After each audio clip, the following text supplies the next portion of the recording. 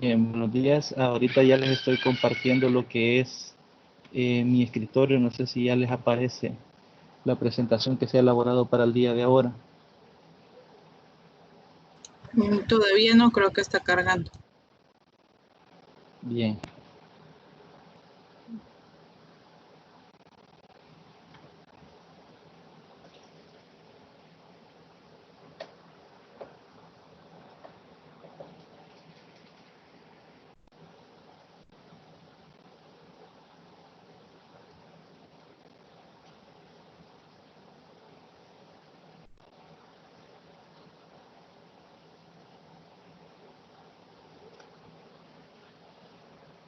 ¿Aún no les aparece?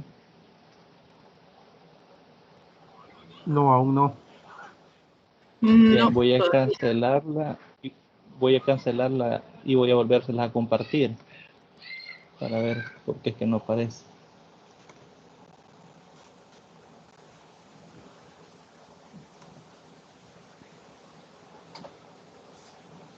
Ahorita se las estoy compartiendo nuevamente. No sé si ya les aparece. Sí, hoy sí. Bien, vamos a iniciar entonces. Como saben, el día de ahora corresponde a lo que son la tutoría número 5 de la asignatura Fundamentos y Metodología de la Investigación 2 de la licenciatura en Informática Educativa. El día de ahora es sábado 23 de mayo, ¿no? Vamos a comenzar con lo que es la agenda. La agenda a desarrollar teníamos lo que era salud y bienvenida, luego tenemos un pequeño sondeo de lectura, posteriormente en el desarrollo tenemos lo que son los contenidos 3.1, que son conceptos, tipos, características y diferencias de los diferentes enfoques de investigaciones cualitativas, y también tenemos el contenido 3.2.1 que corresponde sería su contenido 3.2.1 que corresponde al contenido 3.2, que sería la metodología de investigación en educación según el enfoque cualitativo. Serían esos dos contenidos lo que se desarrollarían, y por último tenemos lo que son las preguntas y la despedida, ¿no? Es decir, si hay alguna duda de lo que se ha desarrollado, y si no hay, pues entonces ahí finalizaríamos. Antes de iniciar, quizás hacer unos recordatorios. Primero, recordar la fecha del tercer trabajo, ¿no? El tercer avance, que sería el día lunes 25 de mayo, que es lo que estábamos hablando al inicio, ¿no?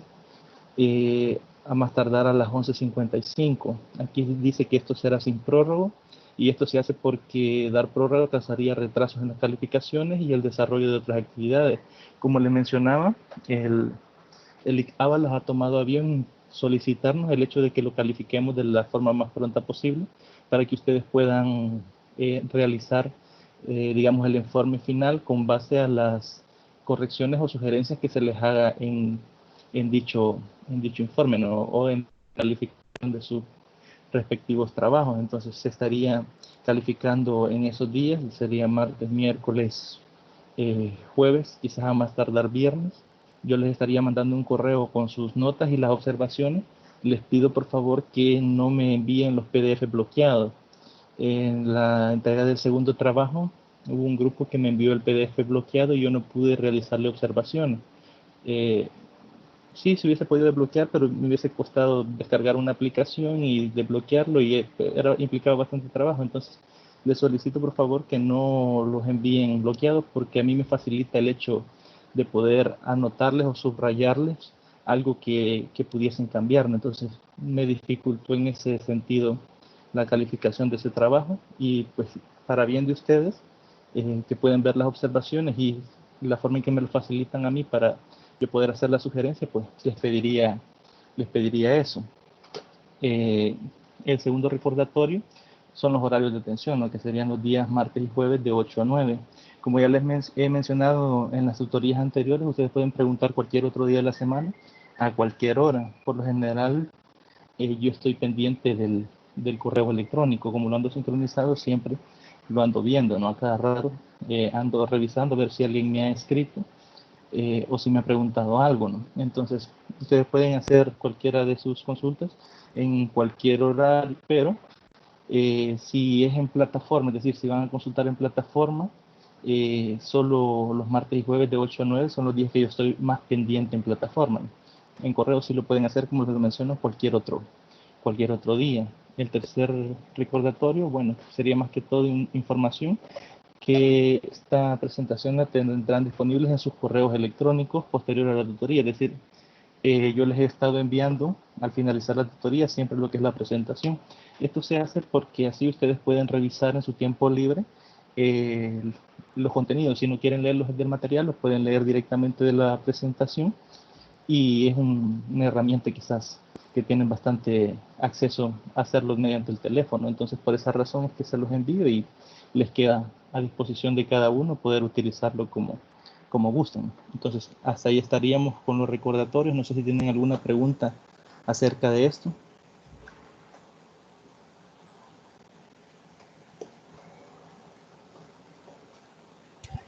No, ninguna.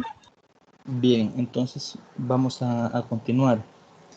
Tenemos lo que es una pequeña reflexión. No sé si alguno de los que tienen micrófono me lo pudiese leer y si pueden dar su aporte o su participación con respecto a la reflexión del día de ahora.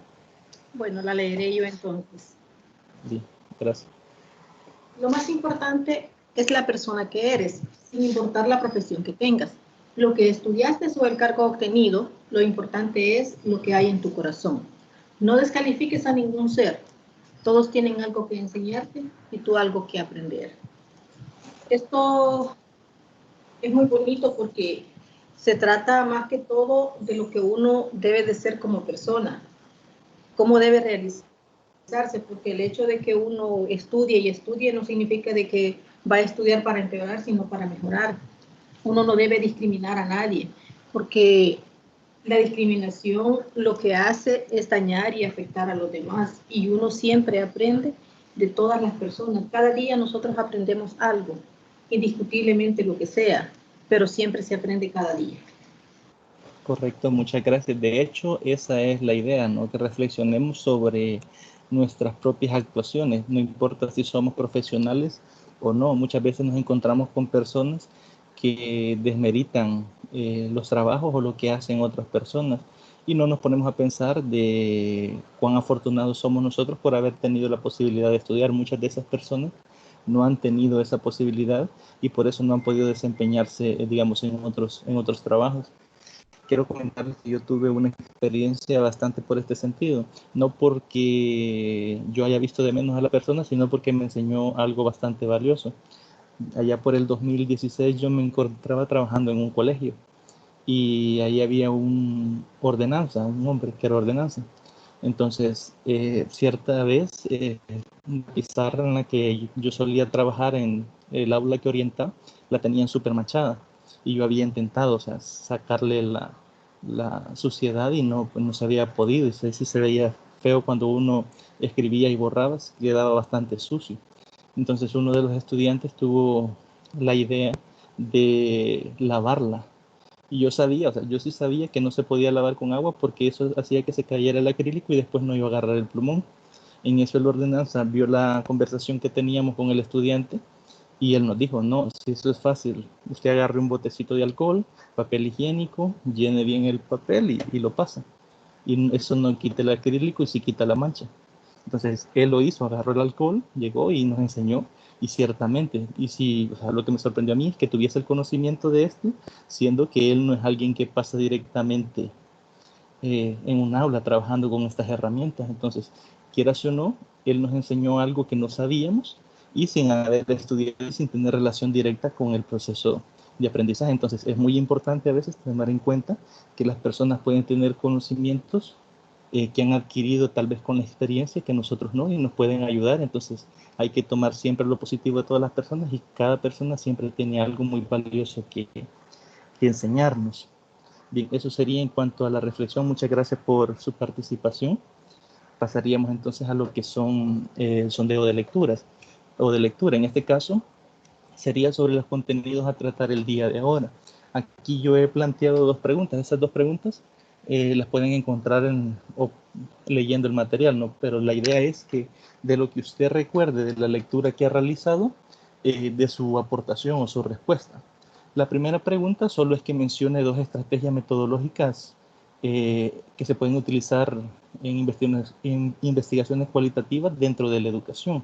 El material ahí nos propone 6. Yo solo les estoy pidiendo que nos mencionen 2. No es que las expliquen, sino que solo nos mencionen, digan esta y esta, por ejemplo. ¿Ya? Y la segunda pregunta, ¿cómo se puede utilizar la investigación-acción en la educación? Entonces, ahí estarían planteadas las dos preguntas. Le voy a dar libertad para que el que quiera participar lo haga. Recuerden que esto no es evaluativo, esto es únicamente para ver si han estado leyendo los materiales. Pueden decir lo que recuerden, no es necesario que digan textualmente lo que aparece ahí en el material, ¿no? Entonces, no sé si alguien quiere participar.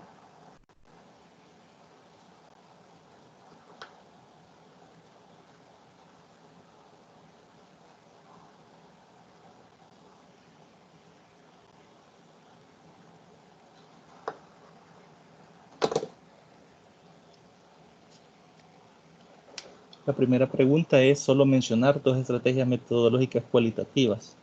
Y la segunda es cómo se puede utilizar la investigación-acción en la educación. Quizás la primera es de que en la metodología cualitativa, más que todo se busca encontrar un punto de vista, digamos, en la investigación, no algo más concreto, ¿verdad? Sino que prácticamente es estar como al centro de la investigación y no estar ni del lado de uno ni de la otra parte, ¿verdad? Ya sea en el problema o la teoría que se va a investigar. Sí, lo que usted mencionaba sí está dentro de las metodologías cualitativas. Lo único que el nombre directamente de lo que usted mencionó sería la triangulación, que es cuando nosotros aplicamos diferentes instrumentos para recolectar datos y luego lo confrontamos. Es decir, yo no voy a pasar, digamos, una entrevista y voy a creer al 100% lo que diga la persona que entrevisté, sino que puedo pasar otra herramienta cuantitativa y establecer diferencias o similitudes en las teorías, que es lo que usted mencionaba. Es decir, confrontar la teoría. Eso estaría dentro de la triangulación y sí es una de las metodologías cualitativas. La otra sería la entrevista. Tenemos la observación del participante. Ajá. La investigación-acción y los grupos focalizados. Correcto, ahí estarían las 6. Muy bien. Y la segunda pregunta es cómo se puede utilizar la investigación-acción en la educación.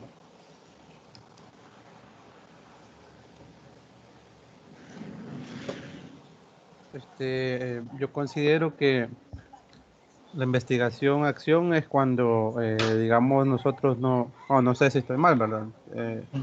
Cuando nosotros no solo investigamos, sino que, por así decirlo, queremos tener como incidencia también en el proceso investigativo. No solo investigar, sino que, por así decirlo, incidir proponiendo opciones dependiendo de la investigación que sea, ¿no? Por ejemplo, adecuada una educación sería si estamos investigando un tema relacionado, por así decirlo, con el rendimiento académico de los alumnos, pues aparte de investigar, creo yo que tendría que llevar también como una propuesta para ayudar, por así decirlo, al rendimiento de los alumnos, si fuese nuestro tema de investigación, ¿no? Correcto, de hecho eso es. Es decir, usted desarrolla una investigación en un tema específico de educación, puede ser las técnicas de aprendizaje o los estilos de aprendizaje con el rendimiento académico del estudiante. Si yo mediante mi investigación identifico, por ejemplo, que ciertos estilos de aprendizaje facilitan más la comprensión de los estudiantes, yo tengo que ir y poner en práctica lo que la investigación ha arrojado, es decir, potenciar estos estilos de aprendizaje, ¿no? Que facilitan a los estudiantes y luego vuelvo a realizar el mismo proceso, es decir, volver a investigar qué pasó después de que yo realicé esa injerencia en este proceso educativo y si modificó en algo los resultados, se vuelve a repetir el proceso. Es decir, es investigación en acción, es eso, es ir, investigar, tomar los resultados, ponerlos en práctica, verificar qué sucedió y así sucesivamente. Es como un ciclo, ¿no? Entonces sí, efectivamente lo que usted menciona, a eso va encaminado de cómo utilizar la investigación acción en la educación. De hecho, uno de los problemas que se ha tenido históricamente en la mayoría de países latinoamericanos es que realizan investigaciones en educaciones, pero nunca o casi nunca utilizan estos resultados para mejorar lo que son los resultados académicos de sus estudiantes. Bien, ahora sí vamos a pasar a lo que es el resumen del primer contenido. El primer contenido es el 3.1, que son conceptos, tipos, características y diferencias, ¿no? En el resumen, lo primero que se pretende es mostrarnos los conceptos, los tipos y las características y las principales diferencias en los diferentes métodos cualitativos a abordar. En este caso serían los 6 que mencionaba la compañera al inicio. Bueno, aquí en el mismo sondeo de lectura, que sería la triangulación, la observación participante, la observación no participante o externa, la entrevista, los grupos focalizados y la investigación-acción, ¿no? Ahora bien, ¿por qué estos exponentes radican directamente en el enfoque cualitativo? ¿O por qué son, digamos, los más relevantes para investigaciones que se desarrollen en educación bajo este tipo de enfoque? A veces se emplea enfoques mixtos, pero dependiendo de los objetivos. Si algo hemos aprendido en las investigaciones que ustedes están realizando, es que depende bastante de los objetivos la realización de la investigación. Es decir, los objetivos son como el camino que usted va a seguir para cumplir la meta o poder responder a la pregunta de investigación que usted se ha generado o directamente responder al problema que se pretende investigar. Entonces, directamente a eso va el resumen. Ahora bien, en el desarrollo, dice, la investigación educativa constituye un campo complejo en el cual se integran y tensionan distintas disciplinas como la psicología, la sociología, la antropología, la pedagogía y la economía. ¿Por qué? ¿Por qué es tan importante todos estos aspectos? ¿Por qué interaccionan todos estos elementos en el campo educativo? A veces, por ejemplo, usted como docente puede ir a desarrollar una clase y puede ver que algún estudiante tiene resultados menos buenos que otro estudiante. Entonces, usted no sabe por qué razón es que este estudiante tiene calificaciones menores, ¿no?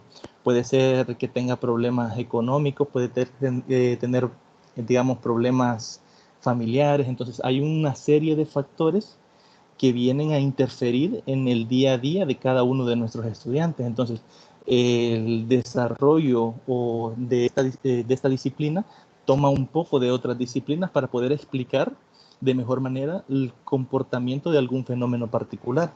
Por ejemplo, miremos la imagen, tenemos la ciencia y la cultura, y tenemos ahí que está la economía, la psicología, la arquitectura, la música, la pintura, la historia, la gastronomía y la filosofía. En este caso, si nos referimos directamente a educación, ¿ustedes cuáles creen que serían los factores que más intervienen en el proceso educativo de los estudiantes?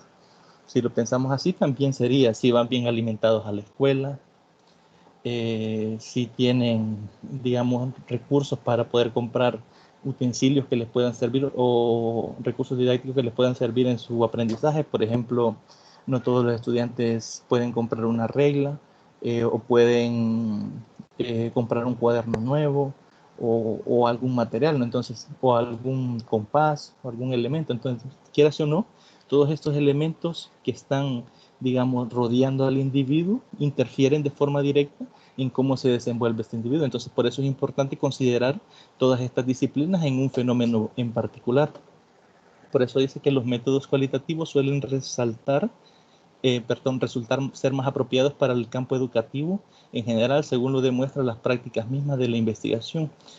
En tanto se propone superar la dicotomía que sería la distinción teórica y práctica, es decir, la diferencia que hay entre la teoría y la práctica. ¿Por qué más efectiva una investigación cualitativa? Porque podemos hacer una descripción más precisa de lo que está sucediendo en la realidad. Porque la cuantitativa, si es cierto que se basa en métodos científicos para probar sus hipótesis, no es capaz de explicar por qué se dan esos resultados, ¿no? Es decir, específicamente la conducta que los individuos tienen en un grupo social determinado, es decir, cómo se comportan en la sociedad o en un grupo social, sirviendo esencialmente a objetivos transformadores de la realidad. Es decir, la idea de realizar una investigación cualitativa es poder describir todos aquellos factores intervinientes en el fenómeno como tal y poder cambiarlo, es decir, poder realizar un cambio para poder normar o clasificar o directamente definir lo que sería el nuevo contexto de la realidad, a fin de modificar aspectos sustanciales como el proceso de producción y la apropiación del conocimiento. Si nos fijamos directamente, las investigaciones cualitativas no es que únicamente se pueden utilizar para, digamos así, procesos educativos. Estos son utilizados también en conductas humanas, cómo se relacionan las personas en sus trabajos, por qué algunas personas son más productivas que otras. Es decir, se pueden realizar investigaciones cualitativas en diferentes áreas, pero específicamente a nosotros en este resumen nos interesa básicamente lo que es en el ámbito educativo. Ahora bien, la investigación educativa en el sistema formador docente se propone llevar a cabo un proceso continuo de aprendizaje que permita contribuir a la profesionalización docente. ¿Qué nos quiere decir esto? Usted puede perfectamente estudiar una carrera para cualquiera de los profesorados existentes. Ahora bien, una cosa es la teoría y otra cosa es lo que usted va a ir a desarrollar, digamos, en la práctica y en el entorno. A veces la teoría está bastante alejada de las realidades en las que nosotros nos desenvolvemos. Para eso es que la investigación cualitativa para usted como docente se vuelve un fenómeno o una herramienta fundamental, porque puede directamente eh, realizar investigaciones bajo las condiciones que usted tiene en el aula, poner en práctica los resultados de esas investigaciones y así irlo haciendo sucesivamente, ¿no? Como le mencionaba al inicio, es como un espiral, ¿no? Eso le va sirviendo porque va mejorando sus prácticas docentes, que vienen siendo todas aquellas acciones que usted desarrolla como docente para hacer efectivo lo que es el proceso de enseñanza-aprendizaje. Entonces, por eso dice que es una forma de contribuir a la profesionalización. Es decir, no porque usted se gradúe ya es un profesional de la educación, aunque su título lo ampare, ¿no? Sino que eso lo lleve a la práctica. Usted ve las cosas que funcionan, lo que no funciona lo desecha y va repitiendo el proceso. A medida que usted va tomando todas esas herramientas, digamos, formativas positivas, usted se va haciendo más profesional, ¿no? Es como cuando usted se pone a estudiar, digamos, cocina o aprender a cocinar. Obviamente el primer platillo que cocine no le va a quedar muy bien, ¿no? Y entonces realiza el proceso nuevamente y va probando lo que va elaborando y así sucesivamente, a modo que va a llegar un momento en que el platillo que usted se está, digamos, haciendo experto al cocinarlo tantas veces, va a tener un sabor exquisito, ¿no? Entonces no a la primera le va a salir de esa forma. A eso nos lleva que la investigación cualitativa directamente viene a contribuir a hacerlo a usted un profesional, es decir, que usted sea alguien que conoce todas esas herramientas que sí dan resultado en el campo en el que usted se desenvuelve. Tenemos ahora lo que son las metodologías cualitativas en las ciencias sociales. Dice que tiene sus orígenes a fines del siglo XIX y es el resultado de sucesivas innovaciones respondiendo a diferentes tradiciones intelectuales provenientes de Alemania, Estados Unidos, Francia y Gran Bretaña. Sin embargo, las técnicas que emplean son mucho más antiguas, como lo es la observación descriptiva, la entrevista o otros métodos cualitativos, sean tan antiguos como la historia escrita, según Marx en 1971. ¿Qué nos está diciendo esto? Que todas estas técnicas que utilizamos en los métodos cuantitativos no quiere decir que no existían en el pasado. Puede ser que sí se utilizaban, con la diferencia que no se hacía de forma consciente. Es como cuando alguien aprende a hacer algo de forma empírica. No sabe por qué, volviendo al ejemplo de la comida, ¿no? ¿Por qué le quedó tan bien un postre, por ejemplo? No sabe por qué le quedó bien, pero sí lo estaba utilizando. Obviamente la persona que sí, digamos, estudia todas las propiedades y todas las ingredientes o por qué se mezclan esos ingredientes para dar X sabor, esa persona sí sabe por qué este producto adoptó ese sabor. Entonces, digamos, se podía haber aplicado, por ejemplo, lo que es la observación para realizar otro tipo de investigaciones en el pasado, pero no se hacía de forma consciente, sino hasta que fue definido en el siglo XIX. Wax señala que los orígenes del trabajo en el campo pueden rastrearse históricamente en viajeros y escritores que van desde el griego o Heródoto hasta Marco Polo. Es decir, ya en el pasado ya se utilizaban estos métodos o estas técnicas de recolección de datos, pero no fue hasta a partir del siglo XIX, como se lo mencionaba, y principios del XX, lo que ahora denominamos métodos cualitativos fueron empleados de forma consciente. Es decir, ya hasta a finales del XIX y principios del XX comenzamos a utilizar estos métodos cualitativos de forma consciente. Es decir, ya sabía yo por qué te voy a utilizar este método. Antes de eso, si bien sí se puede determinar que se utilizaban, no se hacía de forma consciente. Y ahí podemos observar la imagen, ¿no? Que ves cómo vamos evolucionando a partir de las nuevas teorías que van emergiendo. Puede ser que en la actualidad para investigaciones utilicemos algunas herramientas que no estén definidas directamente y de aquí a 40, 50, 60 años venga alguien y las defina, no como un nuevo método. Entonces nosotros las estaríamos utilizando de forma inconsciente y las personas que la utilicen posterior a esto ya lo harían de forma consciente. Ahora tenemos lo que es la etnometodología.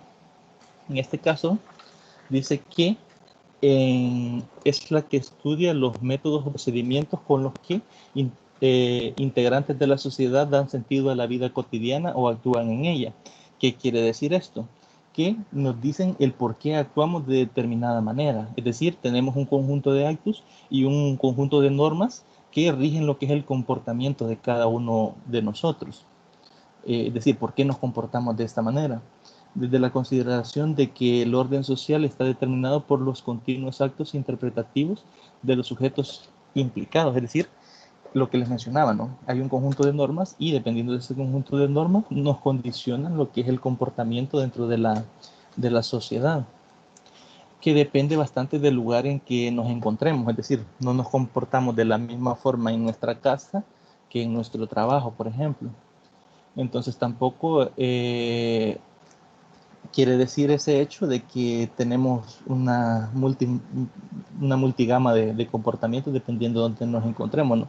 Entonces lo que busca la etnometodología es describir estos significados de por qué nos comportamos de esta manera.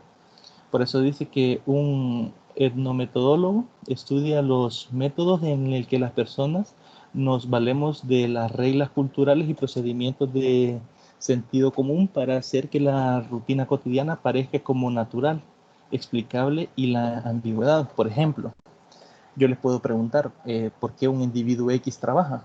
Si lo que gasta, lo que gana, viene y se lo gasta en el mismo mes que está trabajando. Entonces, para él resulta natural, pero para mí yo puedo decir que eso no, ¿por qué comprender por qué sucede este fenómeno? Es decir, si yo estoy fuera de esto, si yo estoy fuera de este ciclo, yo puedo investigar del por qué es que sucede eso, qué es lo que le da sentido al hecho de estar dentro de ese círculo, ¿no? Obviamente, la mayoría que está dentro dice, pues porque necesito mantener a mi familia, o quiero comprarme un carro, o no sé, alguna norma o algo que él está ganando es lo que le da sentido a que esté dentro de ese ciclo. Por eso dice que eso es lo que busca la etnometodología, es explicar por qué se dan estas situaciones y por qué son tomadas como naturales, ¿no? Y sin ambigüedad. Si nos fijamos en la imagen, hay diferentes personas paradas en engranajes, ¿no? Y la suma de todos estos engranajes hace que un sistema funcione, ¿no? Entonces va a eso, a explicar el por qué nos comportamos en la forma en que nos comportamos dependiendo del lugar o el contexto en el que estemos. El sujeto de estudio en este caso viene siendo la actividad práctica, es decir, la actividad que desarrollamos en el día a día. Y las circunstancias que nos llevan a desarrollar esta práctica. Esto es lo que viene a contribuir es a dar sentido a la actividad cotidiana, es decir, da sentido a lo que desarrollamos día a día, a la actividad que desarrollamos de forma natural o que comprendemos como una forma natural de un proceso que se desarrolla día con día, ¿no? ¿Qué busca en relación la etnometodología directamente? Que sería transformar lo que es la sociedad, ¿no?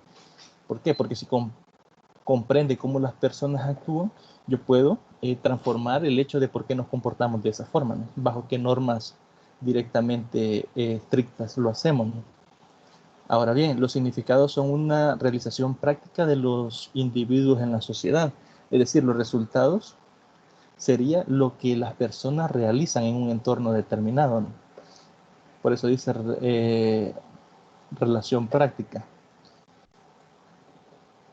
Ahora bien, tenemos lo que es el interaccionismo simbólico. Existen tres premisas fundamentales que sustentan el interaccionalismo. La primera, las personas requieren para actuar tanto respecto a otras personas como cosas una serie de significados. Los significados de estas cosas y o personas tienen, qué significados o cosas tienen para ello. Es decir, como les mencionaba, ¿por qué X persona trabaja, ¿no? Bajo algunas condiciones específicas, cada quien sabe por qué, es decir, da significado a por qué realiza cada una de las acciones. Número 2, los significados son productos sociales, esto es, una persona aprende de las demás la forma de ver el mundo. Esto sucede bastante más que todo cuando nos incorporamos a grupos sociales o grupos de personas, incluso con nuestro grupo de amigos, ¿no? Que sería un grupo social. Nos comportamos de una forma específica respondiendo al mismo grupo como tal. Es decir, hay personas, por ejemplo, voy a poner un mal ejemplo, pero que sirve en este caso. Por ejemplo, a veces los jóvenes dentro del grupo son malcriados, dicen palabras oeces o se comportan de una forma diferente a cómo se comportan en su casa. Pero ¿por qué se comportan de esa forma únicamente cuando están en el grupo? Es porque los demás elementos del grupo probablemente se comporten de esa misma manera. Entonces, crean unas condiciones en ese entorno que hace que las demás personas que ingresen a ese entorno se tengan que comportar de esa misma forma, es decir, aprenden estos estilos de comportamiento. Número 3 dice los significados que los actores sociales asignan a las cosas y a las personas son producto de un proceso de interpretación. Es decir, yo interpreto lo que veo en una acción y en base a eso yo doy un significado. Por ejemplo, yo puedo llegar a una escuela y ver cómo se saludan los estudiantes, que la mayoría se chocan el puño, que no es un saludo formal, digámoslo de esta forma, ¿no? Entonces, pero yo a esta acción simbólica o al producto de esta interacción de los individuos, yo le asigno un significado. Yo digo, si se chocan los puños, entonces quiere decir que se están saludando. Aunque no haya ni un buenos días, ni un hola, ¿qué tal? Sino que directamente choque de puño. Entonces yo le estoy dando un significado a una interacción entre un grupo que se está determinando bajo un comportamiento determinado y le estoy asignando lo que voy a entender por esa acción determinada. Ahora bien, la investigación etnográfica o investigación educativa en América Latina ha pasado por diversas etapas. En general, hay acuerdos en que la investigación cualitativa apareció en el campo de la educación a través de dos vías. Primero, a través de la evaluación y la antropología de la educación. ¿Por qué apareció directamente por estas dos vías? Porque originalmente a los docentes lo que les interesaba era interpretar o saber el por qué los estudiantes obtenían las notas que recibían, es decir, por qué obtenían esos resultados para poder tomar algún curso en acción. Ese era uno de los principales factores por los cuales se incorporó la investigación cualitativa en la educación.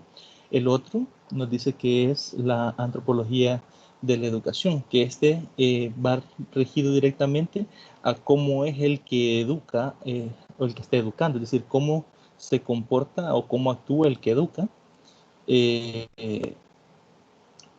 cómo observar de cómo se comporta la gente, es decir, cómo se comportan los estudiantes o los docentes en el ámbito educativo y las relaciones que establecen esto, es decir, las relaciones que se establecen entre estudiante y estudiante, entre docente y estudiante, o entre todos los miembros que están en el proceso educativo, ¿no? En las últimas décadas del siglo XX han traído nuevas perspectivas en cuanto a la investigación educativa, cuyo paradigma predominante había sido hasta entonces lo que es el positivista, incrementándose el número de investigaciones educativas de este tipo, de etnografía, es decir, investigando o realizándose más investigaciones directamente de este tipo, que siguen sobre el paradigma positivista, ¿no? El desarrollo de la investigación educativa en América Latina tiene como antecedentes las investigaciones cuantitativas, experimentales, las llamadas teorías de la reproducción, la pedagogía crítica de Freire y la investigación-acción en Latinoamérica, siendo Falborda uno de sus exponentes principales. Es decir, todas estas teorías surgieron a desarrollo de estos personajes, ¿no? Ahora bien, en las estrategias metodológicas cualitativas existen lo que son 6, llamémosle enfoques, ¿no? Que siguen siendo cualitativos, o técnicas que se abordan en enfoque cualitativo. La primera sería la triangulación. Tenemos lo que es la observación participante, la observación no participante o externa, tenemos lo que es la entrevista, luego tenemos lo que son los grupos focalizados y tenemos lo que es la investigación-acción. Cuando iniciábamos con el sondeo de lectura, yo les pedía que me nombraran 2, pero acá están las 6. La triangulación, ya más o menos estuvimos hablando, ¿no? de qué es, pero ya lo vamos a ver más a profundidad, perdón. Tenemos lo que es la observación participante, es decir, cuando la persona que observa está directamente dentro del fenómeno estudiado, y tenemos lo que es la observación no participante o externa, que sería la observación que se realiza fuera del fenómeno, es decir, la persona no está directamente involucrada dentro del fenómeno que se está estudiando. Luego tenemos lo que es la entrevista, tenemos lo que son los grupos focalizados y tenemos lo que es, por último, la investigación a acción. Vamos a revisar cada uno de ellos por separado. Vamos a comenzar por la triangulación. La triangulación es usada tanto por investigadores cualitativistas como cuantitativistas como cualitativistas, es decir, los que utilizan enfoques cuantitativos como los que enfocan o utilizan enfoques cualitativos. Es decir, sin importar el tipo o el enfoque de la investigación, se puede utilizar lo que es la triangulación. Lo único que depende bastante de los objetivos y los resultados que pretendemos abordar. Por ejemplo, puede que en una investigación cuantitativa se utilice la triangulación, que sería, por ejemplo, desarrollar una entrevista y pasar un test, ¿no? O puedo utilizar los resultados que me arroja una entrevista para saber qué preguntar en un test determinado de forma cuantitativa. O directamente en una investigación cualitativa puedo hacer lo mismo, ¿no? Es decir, confrontar si lo que la persona dijo concuerda con lo que arroja el instrumento, que podría ser una encuesta, ¿no? Se da cuando se combinan, por ejemplo, encuestas, que sería un método cuantitativo, con entrevistas y observaciones. Están realizando una triangulación metodológica. ¿Qué es eso? Combinar, ¿no? Por eso en la imagen podemos ver el diagrama de Venn. Tomamos lo que es una encuesta, que sería un método cuantitativo o una técnica cualitativa para recoger datos, y podemos tomar una entrevista, que es una técnica cualitativa, y luego confrontar, es decir, ver los resultados, focalizar cuáles son en qué concuerdan y en qué difieren, ¿no? Para saber, por eso le mencionaba al inicio, de que no nos podemos creer directamente lo que una persona entrevistada diga. Puede que describa una situación específica que se aleje de la realidad. Si lo confrontamos esto con una técnica cuantitativa y estos resultados difieren de lo que la persona dijo, quiere decir que nos ha mentido, ¿no? En un punto. O la observación diferente, la observación difiere de forma, digamos, contraria a lo que establece el instrumento cuantitativo. Entonces, para eso sirve la triangulación. Por eso dice que se pueden utilizar en ambos enfoques de investigación, el cuantitativo y el cualitativo. Su ventaja reside en que sirve para relativizar la distorsión que el método imprime en el objeto de estudio. Y en este sentido se vincula directamente con la confianza y validez de los datos en su conjunto, que es lo que les mencionaba. Puede ser de que difieran demasiado y eso nos estaría indicando que la persona nos dio información que no es válida y verídica. Por eso dice que la triangulación se asocia a esto. ¿Por qué? Porque si la información concuerde con las dos técnicas utilizadas para recoger los datos, sí podemos confiar directamente en la información o en los datos que hemos recolectado. Ahora bien, si bien la triangulación se concibe generalmente como un multimétodo, Tenzin ha reservado para esta la denominación de triangulación metodológica y ha señalado otra forma de triangulación. Puede ser la triangulación en el tiempo, en el espacio, los niveles combinados de triangulación, las teorías de investigadores, etc. Entonces vamos a ver cada uno de estos sin antes pasar por lo que es este esquema que tenemos acá. Tenemos encuestas, que sería una técnica cuantitativa. Tenemos del otro lado lo que es la entrevista profunda, que esta sería una técnica cualitativa.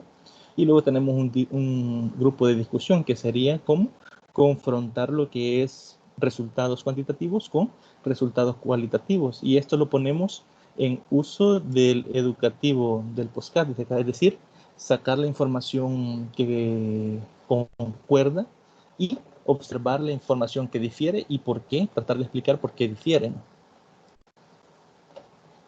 Ahora bien, vamos a ver los diferentes tipos de triangulación. Tenemos, según Denzin, creo que son 6 tipos de triangulación.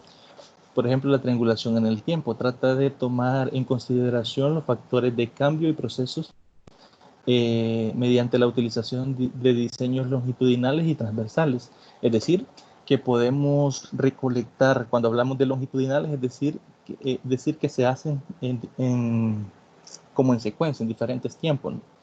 Por ejemplo, yo puedo pasar un instrumento hoy y 15 días después pasar otro y luego confrontar los resultados.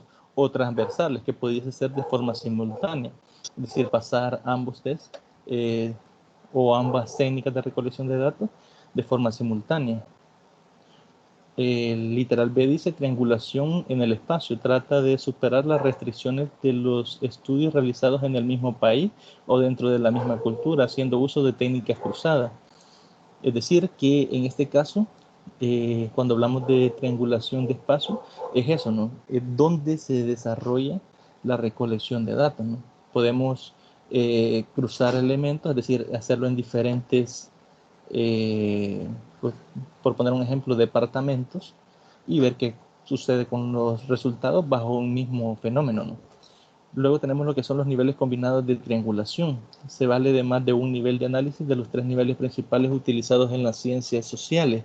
Por ejemplo, el primer nivel sería el individual, el segundo nivel sería el nivel interactivo, que es decir, primero en el nivel individual se recolecta información de un individuo en particular. El siguiente nivel ya sería colectivo, es decir, ya se recolecta información de un grupo al cual pertenece el individuo. Y el tercer nivel sería ya un colectivo, como pudiese ser una institución donde estudia o trabaja, un grupo social o un grupo cultural, ¿no? En este caso ya es como ampliar el grupo, ¿no? Al cual se le va a pasar el instrumento o se le va a realizar la entrevista. Luego tenemos lo que es la triangulación de teorías. Pone en confrontación varias teorías en relación con un objeto de estudio. Si vemos la imagen ahí, aparecen 2 hombres viendo separados y cada uno de ellos tiene escondido un bate en su espalda, ¿no? En ese caso, lo que se está reflejando en la imagen es el hecho de confrontar, es decir, poner frente a frente 2 teorías y ver cómo se relaciona estas teorías directamente con el objeto de estudio, a fin de ponerlas a prueba en forma de alteraciones o de forma competitiva, para manejar un solo punto de vista, contrastando hipótesis rivales. En este caso, hubo alguien que me preguntaba, apegándolo a las investigaciones que ustedes están realizando, de las hipótesis, si hay investigaciones cualitativas que, bueno, si todas las investigaciones cuantitativas llevan hipótesis, y sí hay investigaciones cualitativas que lleven. Y de hecho sí hay investigaciones cualitativas que llevan hipótesis. La diferencia es que a veces las hipótesis en las investigaciones cualitativas, surgen de la misma recolección de datos y de la misma teoría existente. Es decir, a diferencia de la cuantitativa, que normalmente se exponen las hipótesis al inicio, luego se ponen a prueba estas hipótesis mediante la recolección de datos, pudiese ser una hipótesis y el resultado, hablando en términos de la investigación cualitativa, puede ser el resultado de la investigación como tal.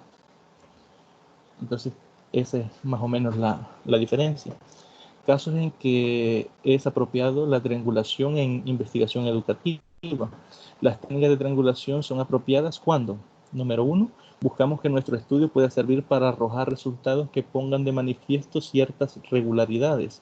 En este sentido, cuando nuestra investigación lo que quiere es dotar de una nueva herramienta que exponga algún efecto o algún resultado de una interacción social, ¿no?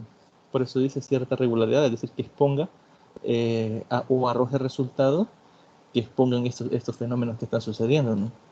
Ahora bien, también cuando tratamos con fenómenos complejos, como en el caso de las investigaciones en educación. Por eso dice que es una de las herramientas más apropiadas directamente para las investigaciones en educación, ¿no? Porque es más complejo, ¿no? La interacción que tiene cada uno de nuestros estudiantes con sus grupos sociales, ¿no? Y cómo se comportan y cómo actúan, ¿no? Cada uno de ellos. Luego dice, somos conscientes de que un solo método puede producir una imagen sesgada del fenómeno. Por ejemplo, yo puedo desarrollar una investigación en educación con un método cuantitativo y únicamente tomo, por ejemplo, las notas del estudiante y las técnicas, por ejemplo, poner un ejemplo, las técnicas que el docente emplea para desarrollar su clase. Yo solo he tomado en este caso 2 factores, entonces puedo obtener un resultado que podría ser qué influencia tienen las técnicas utilizadas por el docente en el rendimiento académico de sus estudiantes, pero como no he tomado, digamos, en cuenta como individuos a cada uno de los estudiantes ni al docente, puede que este tenga algún error. Cuando hablamos de sesgo, en estadística hablamos de eso, ¿no? De un error, es decir, si una distribución de probabilidad no tiene forma de campana, quiere decir que está sesgada para un lado o para el otro, ¿no? Por eso ahí aparecía en la imagen, pero creo que en ese caso no se ve bien. Entonces, por eso es bastante importante cuando creemos que pueden existir estos sesgos, realizar lo que es una triangulación, que sería confrontar diferentes técnicas que han arrojado datos de algún fenómeno en particular. En el estudio de casos que se propone la profundización, un estudio intensivo antes que extensivo es particularmente adecuada, es decir, es mejor tener todos los elementos, aunque sea de forma superficial de un fenómeno como tal, que profundizar en uno en particular, dejando de lado todos estos elementos, ¿no? Que pueden dar explicación al fenómeno como tal. El investigador se propone evaluar métodos diferentes de enseñanza, es decir, la forma, cuando hablamos de método estamos hablando de la forma en que se llega al objetivo o se cumplan los objetivos. Para todo docente, todos sus métodos van orientados a sintetizar lo que es el proceso de enseñanza-aprendizaje, es decir, a hacer más efectivo lo que es el proceso de enseñanza-aprendizaje. Entonces, cuando el investigador lo que quiere es evaluar si sus métodos para hacer efectivo este proceso de enseñanza-aprendizaje son buenos o no, sirve bastante lo que es la triangulación. Es lo que nos está diciendo este último punto. Ahora bien, tenemos como segundo elemento todo lo que vimos anteriormente forma parte de lo que es la triangulación. Ahora vamos a la observación participante. En general se emplea esta designación para referirse a un método que es no instructivo, que involucra la interacción social entre el investigador y el sujeto y los sujetos investigados. Es decir, el investigador entra al fenómeno como tal y interactúa con las personas o los elementos de un grupo social que él está investigando. Por eso dice observación participante. O sea, él entra con la idea de observar, pero entra al fenómeno como tal, a lo que está ocurriendo. Consiste en recoger datos de modo sistemático durante una larga estadía del observador en contacto y convivencia con los sujetos de estudio. Es decir, el investigador tiene o comienza a interaccionar o a relacionarse directamente con los sujetos que está estudiando, ¿no? Para entender, ya vimos anteriormente que puede ser sus conductas, su comportamiento, dar significado a estas conductas o a estos comportamientos, ¿no? Para poder posteriormente describir lo que sucede dentro del fenómeno. En estos casos, generalmente el diseño es flexible, en el sentido de que probablemente no existan hipótesis formales de trabajo. Como les mencionaba anteriormente, aquí puede ser que la hipótesis sea el resultado de esta recolección de datos. Puede que al recolectar los datos, yo como investigador me formule una hipótesis de por qué ocurre como ocurre el fenómeno, siempre y cuando yo haya tomado resultados que sean válidos y confiables, ¿no? En este sentido, en este tipo de estrategias no son convenientes los diseños rígidos, ya que el observador pasará largos periodos de tiempo observando antes de saber exactamente qué y cómo preguntarle a sus informantes. Es decir, el periodo de tiempo del que habla, qué pasa dentro del fenómeno o relacionándose con los elementos que están dentro del fenómeno, les sirve para saber qué preguntarles y cómo preguntárselos, para poder obtener información. Cabe resaltar que en la observación participante, cuando el investigador pregunta o formula algunas preguntas o entrevista a los elementos, se está relacionando directamente con ellos. ¿Qué quiere decir esto? Que él ve su gesto, ve sus reacciones a la pregunta, puede ser que hagan algún gesto facial o que enfaticen en algún punto, a diferencia de cuando únicamente se pasa un instrumento, cuando es cuantitativo, ¿no? Que sí o no, o que las respuestas son escritas, ¿no? No tenemos la posibilidad de ver directamente la reacción de la persona. Aquí a veces este tipo de interacciones observables nos dicen más que incluso la respuesta de las personas, ¿no? Entonces es bastante importante tener en cuenta eso.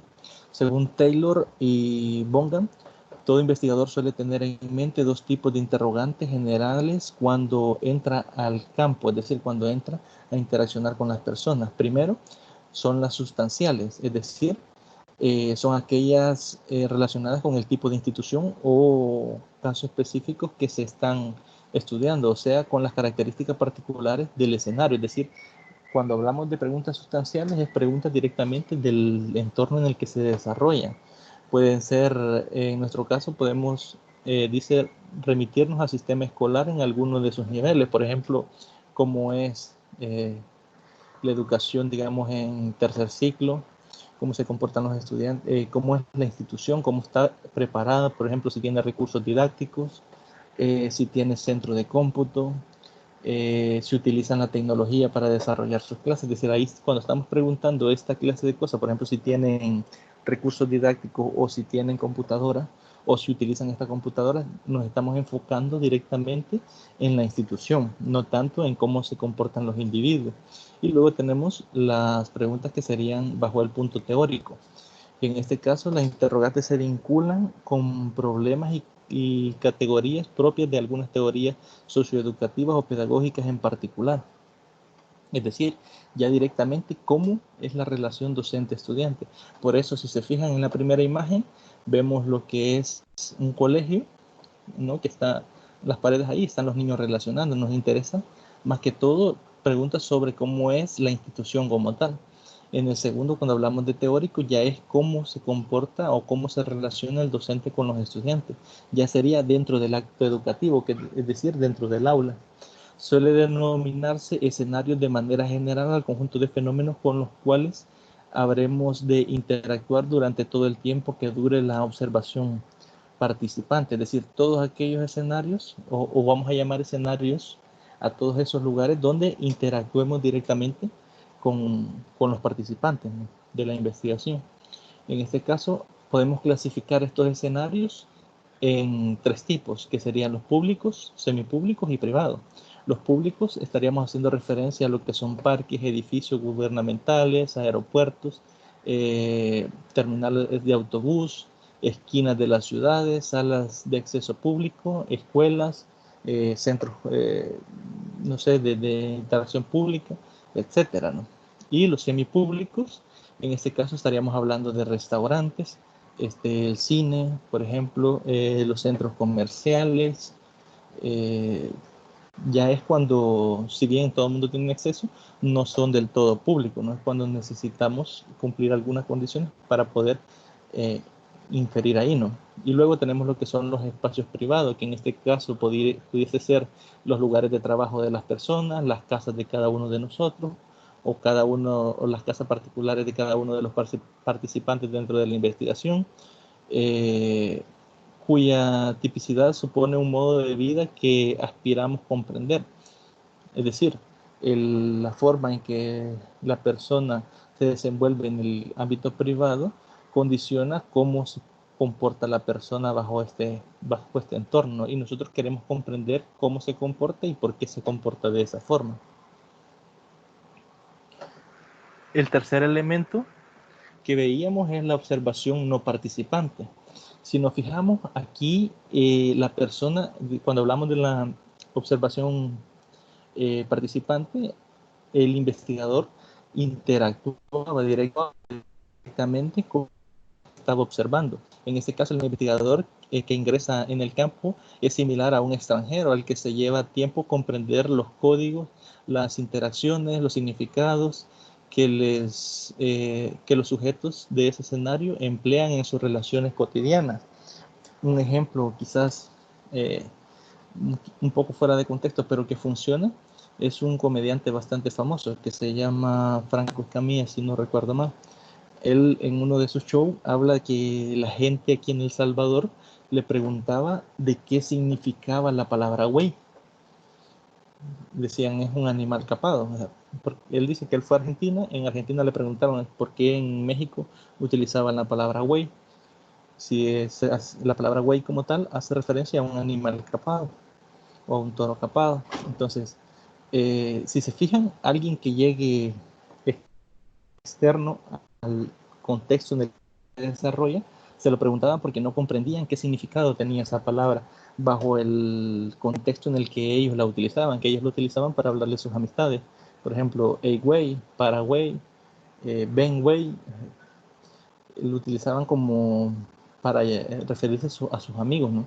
Entonces, pero no se entendía el por qué se le había dado este significado, ¿no? Bajo ese escenario. Entonces, por eso les digo que es un ejemplo un tanto fuera de contexto, pero que sirve, ¿no? Porque la persona que viene de afuera tarda tiempo, en este caso, en entender y dar significado a las acciones que tiene cada una de las personas que está dentro del proceso investigativo como tal, ¿no? Por ello, dice, las observaciones participantes consisten generalmente en estancias prolongadas, y el objetivo del estudio es llegar a sentir vivencias y experiencias de la realidad tal y como las viven los sujetos día a día, que es lo que el investigador quiere comprender e interpretar. Es decir, él llega, observa directamente cómo ocurre el fenómeno y trata de entenderlo y explicarlo y por qué, o de vivirlo en sí. Y si se fijan, en la imagen les puse un pequeño temblor y una casa. ¿Por qué les puse esta imagen? En este caso, hay personas que nunca en su vida han experimentado lo que es un temblor. O en nuestro caso, hay gente que nunca ha experimentado lo que es una inundación, ¿no? Como sucede en otros países, que a veces han habido hasta tsunamis, ¿no? Que pasan y se llevan las casas, hay un montón de gente que fallece. Entonces, alguien que nunca haya experimentado lo que es un temblor va a venir, por ejemplo, aquí en El Salvador, que es un país que con frecuencia se da este fenómeno, y viene a vivir, a tener la vivencia, y puede que le interese saber cómo nos acoplamos a esta realidad. Hay gente, yo conocí a una persona que venía de Estados Unidos, que era nacido allá, o sea, era ciudadano americano, vino acá y decía que él únicamente había venido acá porque quería saber qué se sentía en un temblor. Y obviamente dice que cuando sintió un temblor acá se asustó mucho y veía que el resto de personas no. Entonces ahí él como tal da un significado a la acción y ve una, digamos, una forma de reaccionar normal o con una cierta normalidad para el resto de personas que sí estamos acostumbrados, ¿no?, a vivir acá y a tener estos fenómenos naturales, ¿no?, con frecuencia. Entonces ellos tratan de explicar el cómo vivimos nosotros con eso y en la naturalidad con la que afrontamos estos fenómenos, ¿no? Y ellos son capaces de explicarlo mediante esa vivencia. La fuente principal es la observación participativa, es decir, las personas observan cómo ocurre el fenómeno como tal, cómo son nuestras conductas, cómo son nuestros comportamientos, eh, cuáles son nuestras reacciones, y todos esos elementos vienen a enriquecer lo que son sus investigaciones como tal.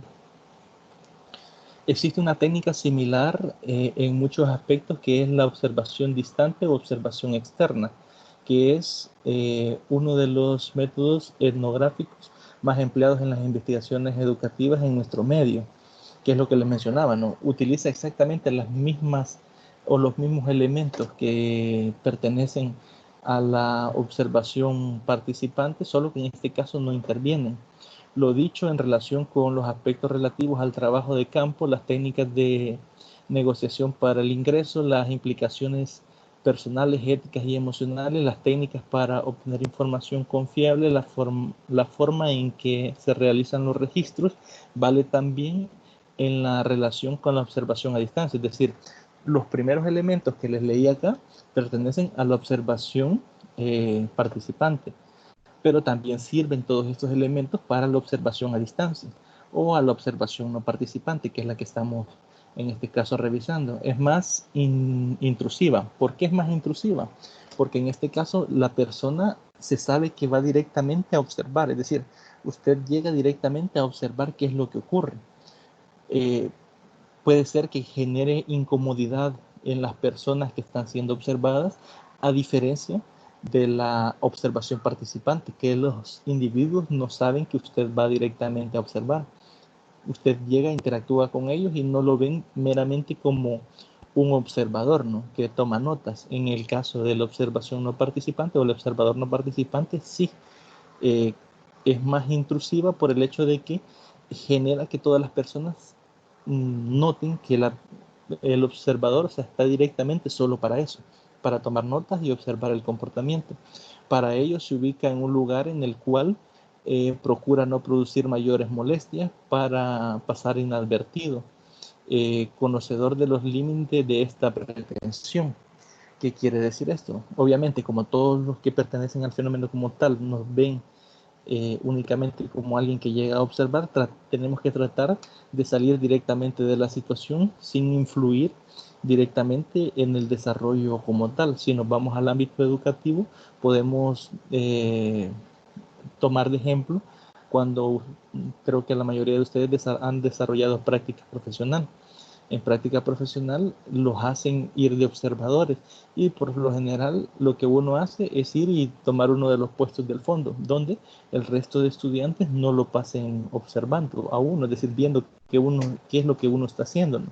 ¿Por qué? Porque si yo voy y agarro uno de los primeros pupitres y me siento ahí y comienzo a realizar anotaciones y a observar qué se está realizando, a ellos les llama la atención y puede que se comporten diferente por el hecho de que lo vean a usted anotando. Entonces, a eso se refiere que es más intrusiva por ese elemento.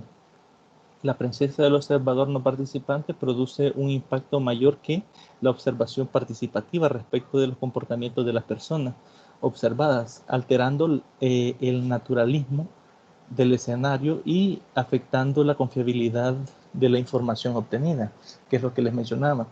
A diferencia, como cuando usted llega e interactúa con los individuos, ellos no se sienten que ha llegado únicamente a observarlos, por lo tanto, sienten la confianza de seguirse comportando en la forma que habitualmente lo hacen, a diferencia de cuando ya saben que una persona directamente ha llegado a observarlo, ¿no? Algo así como un ejemplo de un experimento de física que le ponen de Young, creo que se llama el que hizo ese experimento, ponen una rejilla a escasos distancias, casi unidas, casi pegadas, las pegan en una cosa de cartón, le hacen un espacio en medio y ponen las 2 rejillas. Por lo general, para replicar el experimento lo hacen con Gillette.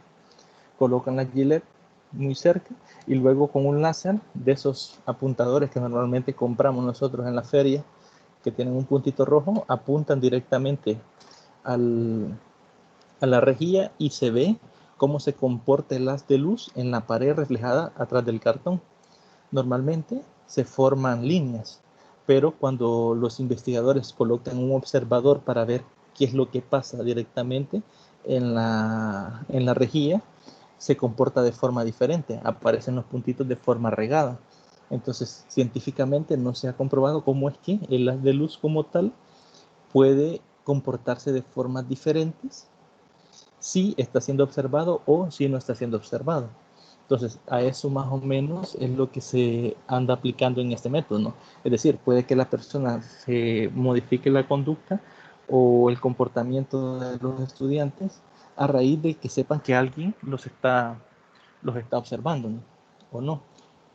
Por cierto, también 2 investigadores en el mismo lugar podrán registrar diferentes, podrán tener registros diferentes. ¿Por qué pasa esto? Porque al ser una observación depende bastante de lo subjetivo que sea cada observación. Es decir, 2 personas pueden estar viendo el mismo acto y tener anotaciones diferentes porque han observado o interpretado o dado significado diferente a una misma acción.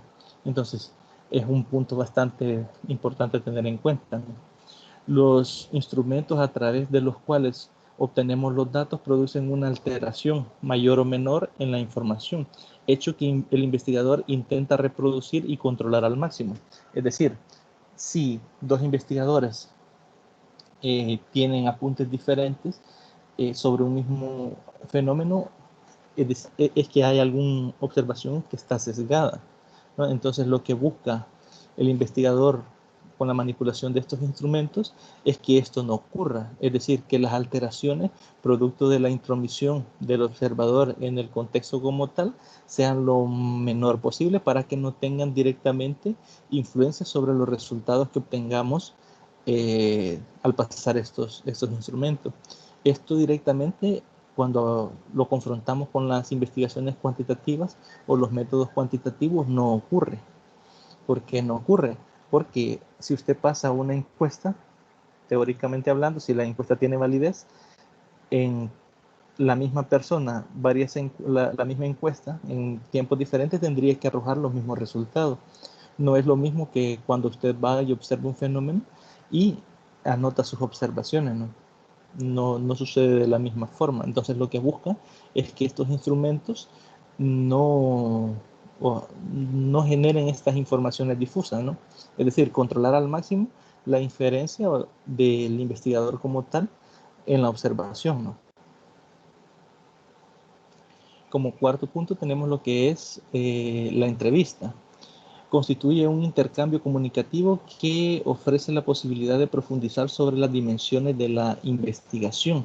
Es decir, cuando hablamos de dimensiones de la investigación, puede que a usted como investigador le interese algún punto en particular, pero mediante la entrevista que desarrolle puede profundizar más en el tema que le interese o pueda que surja otro tema que siempre esté dentro de la investigación que tenga mayor relevancia para usted. Entonces, en ese caso, posibilita el hecho de que pueda haber más dimensiones, es decir, puedan haber más características o puntos de vista del mismo fenómeno.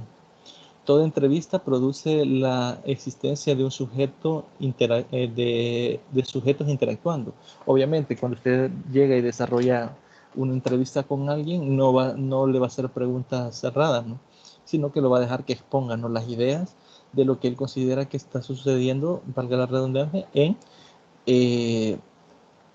el hecho como tal, ¿no? Entonces, cuando hablamos de entrevista, lo primero que se nos debe venir a la mente es interacción entre una persona que pregunta y una persona que va a responder esa pregunta, ¿no? Como técnica de recolección de datos, varía desde la interrogación estandarizada hasta las conversaciones libres. ¿Qué quiere decir esto? Que usted puede siempre generar una lista de preguntas que vaya a ser interrogante, es decir, vaya a ser para profundizar más en el tema como tal. Es decir, usted le va dando sentido dependiendo de los objetivos de su investigación. Si la persona dice algo que le interesa profundizar usted en esa respuesta, usted repregunta sobre los elementos que él desveló y así va profundizando en ese elemento como tal. O puede ser una conversación libre en la que usted genera una pregunta y la persona explica todo un fenómeno sin necesidad de estar en esa interacción de pregunta-respuesta, ¿no? Sino que viene siendo más una forma conversacional, ¿no? Podemos instrumentarlas en una forma estructurada y directa o bien realizar de una manera semidirigida y semiestructurada. Es decir, puede que yo haya establecido una serie de preguntas consecutivas o puede que tenga preguntas generadoras y las demás preguntas vayan surgiendo directamente de las respuestas de la persona que está siendo entrevistada. Es necesario una guía o plan en el cual se apunten las cuestiones a indagar que han orientado la conversación. Es decir, usted tenga claro todas esas categorías del fenómeno que usted está estudiando, el cómo usted lo quiere abordar y qué información usted espera obtener. ¿Por qué? Si usted como investigador no tiene esta lista, no va a saber qué preguntar. Puede ser que de hecho tenga respuestas que no tengan nada que ver con lo que usted está desarrollando. Entonces, de hecho, usted tiene que tener las categorías en una guía que es lo que usted va a seguir durante la entrevista. Es una herramienta flexible capaz de adaptarse a diferentes condiciones, situaciones, personas, permitiendo aclarar preguntas, repreguntando, que es lo que le mencionaba al inicio, ¿no? Profundizando más en cada uno de los temas que a usted le interese. Es decir, usted puede generar una pregunta, pero si en la respuesta usted tiene interés de profundizar en uno de los elementos de la respuesta, puede repreguntarnos para poder obtener esa información, ¿no? Tal vez esa información usted no la había contemplado porque la desconocía y en el momento de la entrevista le interesó y la considera más valiosa o valiosa para su investigación y por eso realizar una forma de repreguntarnos, volver a preguntar, pero ya sobre un punto específico de una respuesta dada por la persona que está siendo entrevistada. Entonces, esa sería la técnica de la entrevista. Ahora bien, la entrevista puede variar a una especie de entrevista más profunda. Por entrevistas cualitativas en profundidad entenderemos reiterados encuentros, es decir, cara a cara. Puede ser que se realicen varias entrevistas, es decir, no solo una, o incluso pueden ser varias entrevistas con la misma persona. Imaginémonos que viene alguien y me entrevista a mí y él no conoce, digamos, todos los elementos sobre el fenómeno que está estudiando. Yo vengo y en mi respuesta le doy información que él pueda tomar para saber qué preguntar la próxima vez que me entreviste. Entonces, sería varios encuentros, o sea, varias entrevistas en las que tendríamos la oportunidad de sacar esta información, ¿no? Este tipo de entrevistas siguen las pautas de una conversación entre iguales y no es un intercambio formal de preguntas y respuestas. ¿Qué quiere decir esto? Que la persona tiene una libertad de poder responder y no sentir que le estamos sacando la información, sino que él la está brindando. Cuando dice entre iguales se refiere a eso, ¿no? El hecho de que tenga la posibilidad de hablar, ¿no? De dar sus respuestas y de que no esté condicionado por lo que yo estoy preguntando. Se trata de desarrollar la capacidad de saber qué y cómo preguntar. Y del mismo modo que sucede con la observación participativa, implica las habilidades del investigador, la capacidad empática y de respeto por el otro. ¿Por qué implica estas características? Porque si usted no genera empatía, por ejemplo, con la persona a la que le está preguntando, puede ser que las respuestas sean diferentes a las que diría si sintiera la empatía, ¿no? O si sintiera el respeto por el trabajo que usted está realizando, ¿no? Entonces es bastante importante las habilidades que tenga el entrevistador en este caso, que es la persona que realiza las preguntas. Dado que generalmente no sabemos cuántas entrevistas se necesitarán, se calcula un promedio de 25 sesiones, es decir, 25 entrevistas si lo queremos ver así. Cuando se trata de historias de vida, unas 50 a 100 horas grabadas. A veces nos interesa recabar información de personas que ya fallecieron, entonces buscamos entrevistar a personas que lo conocieron en vida, ¿no? Que estuvieron directamente con la persona que nos interesa. Es como regenerar la historia de vida de esta persona, y de esto dice que se calculan entre 50 y 100 horas que son necesarias para poder recabar esta información.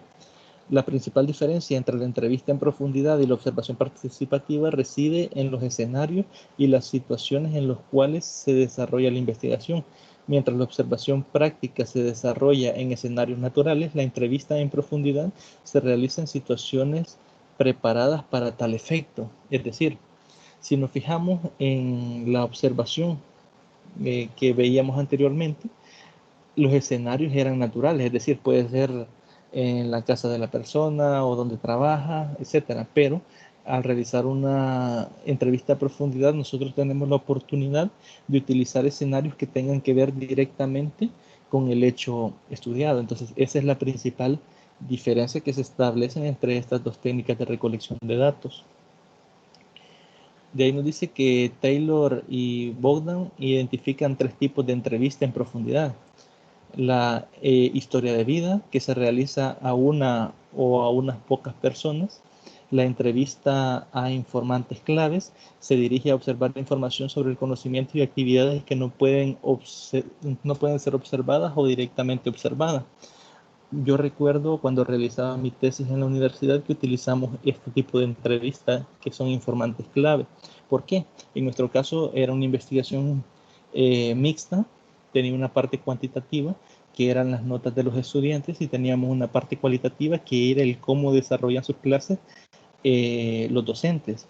Nosotros tomamos una muestra que eran todos los docentes de la universidad acá en Oriente, y eran muchos, entonces nosotros no podíamos estar presentes en todas las clases de estos profesores. Entonces, para eso realizamos lo que era una entrevista a cada uno de estos docentes, que ellos eran nuestros informantes clave, ¿no? Entonces, nosotros como estudiantes no podíamos directamente, o como investigadores no podíamos directamente pasar 30 horas de clase observando. Entonces se tomó de esta forma y salió bien en ese caso, ¿no? Entonces se utiliza informantes clave cuando no tenemos la posibilidad de observar nosotros directamente el fenómeno como tal.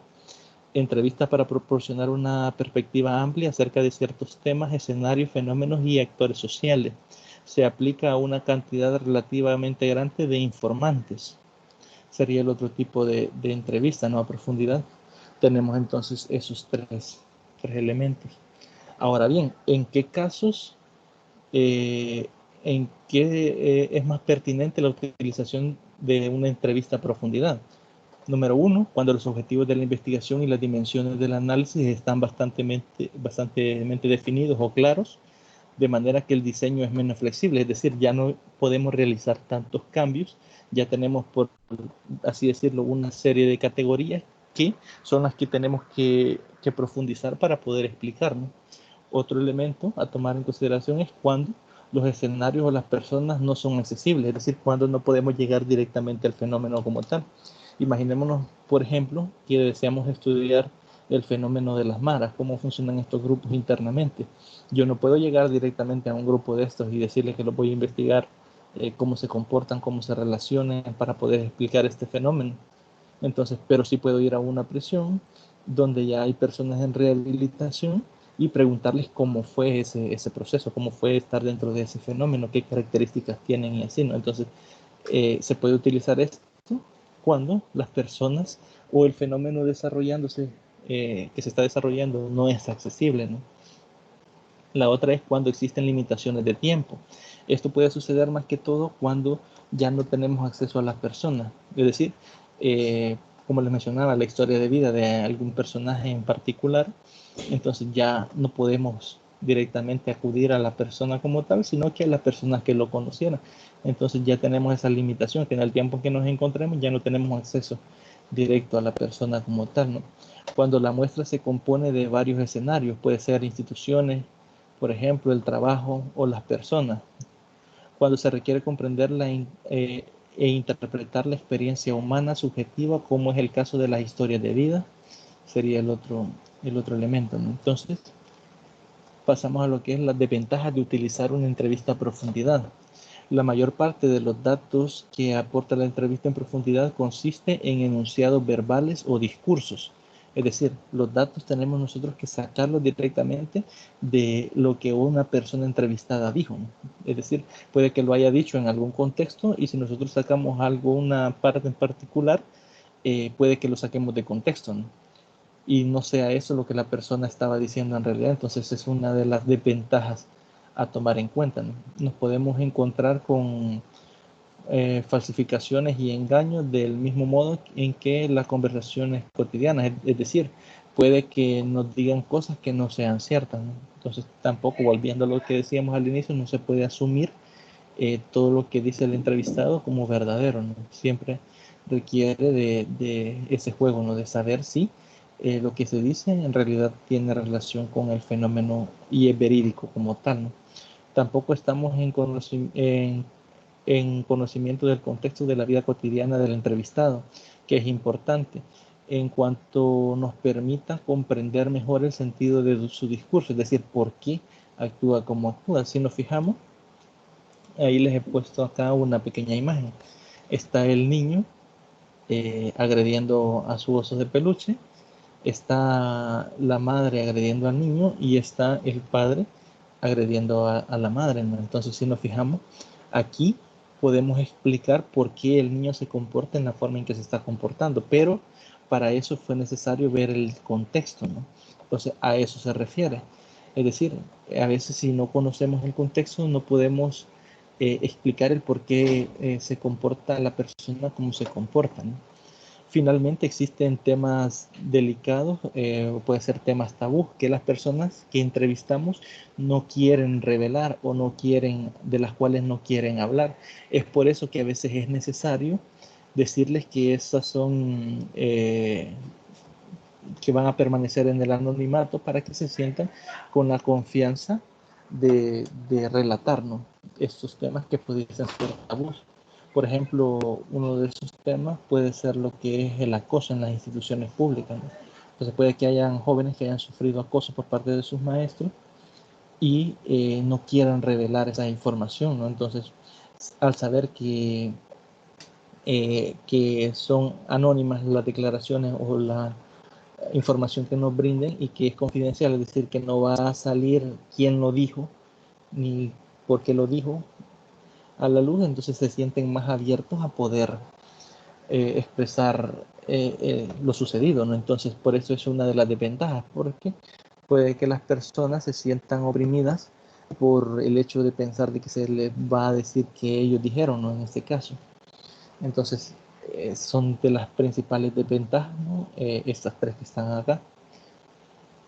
Tenemos como quinto punto la entrevista a grupos focales. El grupo es un elemento específico en el proceso génesis del desarrollo y resignificación de las concepciones, de las creencias y de las representaciones sociales. Permite establecer un espacio de comunicación donde se puede observar y analizar las interacciones. Si nos fijamos, aquí directamente en la imagen hay un grupo de personas. Puede que esto sea un grupo focal. ¿En qué sentido? Puede que vamos a decir que esta persona que está acá de rosado es el investigador y estas personas forman parte de un grupo que se desarrolla en un contexto determinado, ¿no? Al cual nosotros estamos tratando de realizar nuestra investigación cualitativa. Entonces, nosotros acá como investigadores únicamente observamos, ponemos, por decirlo así, una información o ponemos conocimientos o algo que queremos saber y cómo ellos interactúan con ese algo. Entonces, si se fijan, en este caso el entrevistador o el investigador únicamente es un regulador. ¿Por qué?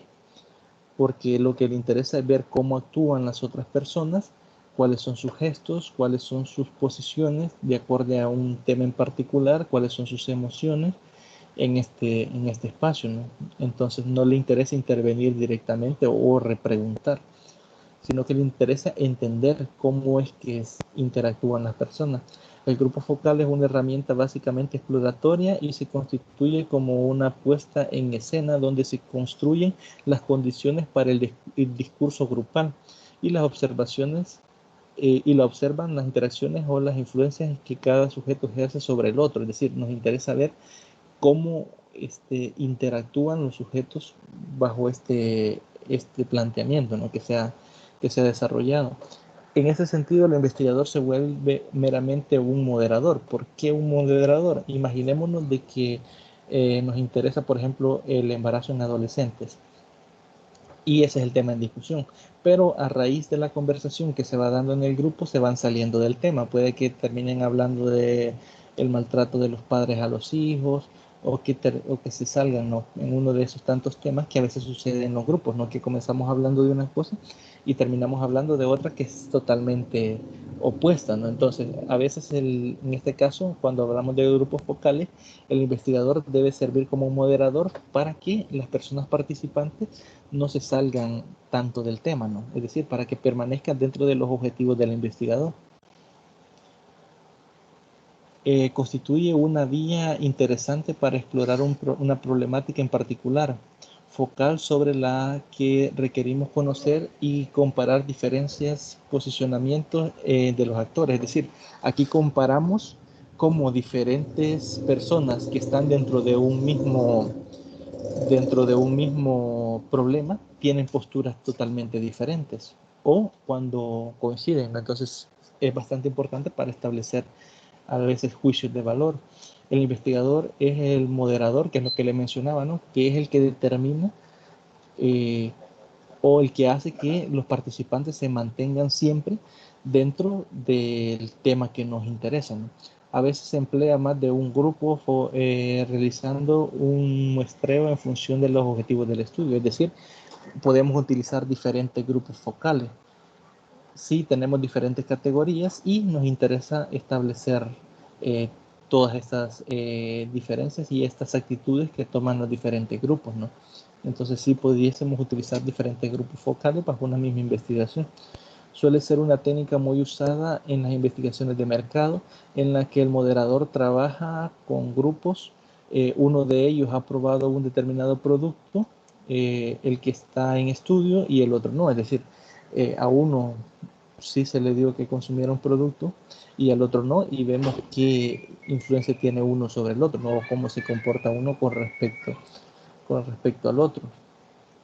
Entonces sería una de las principales ventajas de utilizar lo que son los grupos focales. Al finalizar ya para ir finalizando el material, tenemos lo que es la investigación-acción. La investigación-acción surgió como respuesta al ya mencionado distanciamiento que suele existir entre la investigación básica y la aplicada. Es decir, a veces se desarrollaban anteriormente investigaciones, pero jamás estas investigaciones tuvieron o se les dio aplicación sobre el hecho que estudiaban. Únicamente servían para generar una teoría y ahí se mantenía esa teoría, nunca fue aplicada. Entonces, la investigación-acción se generó para que esto ya no suceda, es decir, para que los resultados de la investigación sirvan para tomar decisiones dentro del propio fenómeno como tal.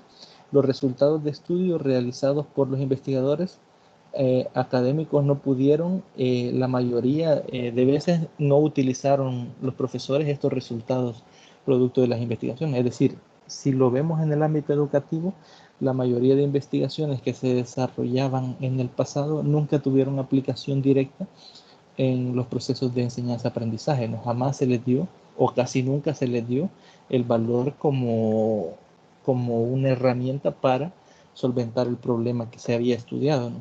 En aquellos casos en que el investigador es también docente, como ocurre en nuestros medios, es decir, en nuestro país ocurre que los que realizan investigaciones son docentes, pero que la mayoría está en contextos universitarios, desconocen la especificidad del campo profesional, es decir, ellos conocen muchas veces los entornos en los que ellos trabajan, pero no conocen, digámoslo así, los entornos educativos de otros elementos, como por ejemplo puede ser la primaria, el bachillerato, ¿no?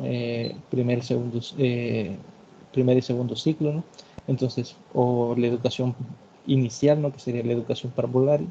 En este caso, a veces estos actores que desarrollan estas investigaciones en nuestros medios desconocen todas las condiciones que giran en torno a estos elementos siempre en el sistema educativo, ¿no? A veces se enfocan directamente en lo que ocurre en las universidades y no en lo que ocurre en las diferentes instituciones, en los diferentes niveles educativos, ¿no?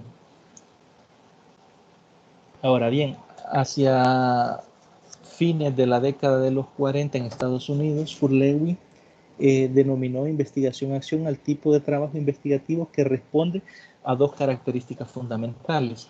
La primera, los investigadores pertenecen al grupo comunitario específico que desea producir cambios respecto de alguna circunstancia. Es decir, las personas que desarrollan la investigación como tal quieren cambiar algún fenómeno en particular. Eso es lo que nos está diciendo la primera característica. Y la segunda característica, la investigación consiste aquí en una práctica reflexiva, sin distinción entre aquellas prácticas sobre las cuales el grupo investiga y la práctica investigativa en que está sustentado el mismo. Es decir, en este caso,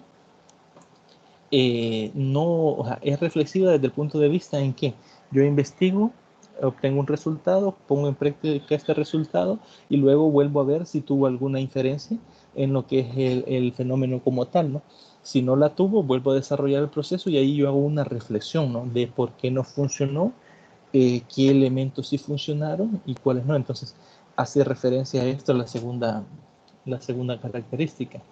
Ahora bien, la investigación-acción en América Latina dice que el concepto de investigación-acción como forma de investigación participativa surgió a fines de los años 60 en Brasil, Colombia, Argentina, principalmente en el marco de la educación popular, entendiéndola como una herramienta política de la clase popular, es decir, utilizada principalmente en actores políticos, es decir, puede ser encuesta, se hace alguna acción en particular, luego se pasa otra encuesta para ver si el candidato sube o baja, que eso es bastante común en nuestro medio, aunque se hace más que todo por medio de la difamación. Se hace una encuesta, ven cómo están en los diferentes niveles considerados en la encuesta.